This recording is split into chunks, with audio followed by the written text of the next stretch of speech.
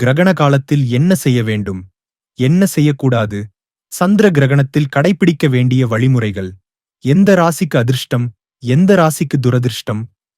சந்திர கிரகணம் ஆவணி மாதம் 22ஆம் தேதி 7ஆம் தேதி 9ஆம் மாதம் 2025.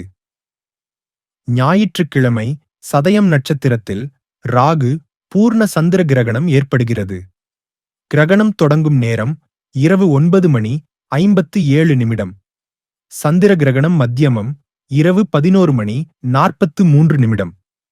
சந்திர கிரகணம் நிறைவடையும் நேரம் செப்டம்பர் 8 அதிகாலை 1 கிரகணம் நிகழும் காலம் பீடை காலம் என புராணங்களில் சொல்லப்படுவதால் அந்த சமயத்தில் கர்ப்பிணி பெண்கள் வெளியே வரக்கூடாது. சந்திரனின் கதிர்களின் கதிர்வீச்சில் ஏற்படும் மாற்றம் கர்ப்பிணி பெண்களை பாதிக்கும். கிரகணம் தொடங்குவதற்கு 2 மணி நேரத்திற்கு முன்னதாகவே எந்தவித உணவும் உண்ணக்கூடாது. கர்ப்பிணி பெண்கள் வீட்டை விட்டு வெளியே செல்லக்கூடாது. உணவுகளில் தர்ப்பை புல்லினை போட்டு வைக்க வேண்டும். கிரகணத்தின் போது அவரவர்களுக்கு பிடித்த இறை நாமத்தை பாராயணம் செய்யலாம் அல்லது நவகிரக துதியை பாராயணம் செய்யலாம்.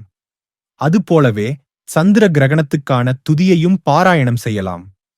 கிரகணம் முடிந்ததும் குளித்துவிட்டு காலையில் ஆலய தரிசனம் செய்ய வேண்டும். ஆலய தரிசனம் செய்துவிட்டு தீபம் ஏற்றி வழிபட்டால் கடன் தொல்லையில் இருந்து விடுபடலாம். கிரகணம் முடிந்ததும் பித்ருக்களுக்கு தர்ப்பணம் செய்வது நல்லது.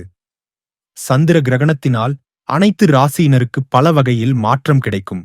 மேஷ ராசியினருக்கு செல்வம் அதிகரிக்கும். ரிஷப ராசியினருக்கு தொழில் உயர்வு கிட்டும்.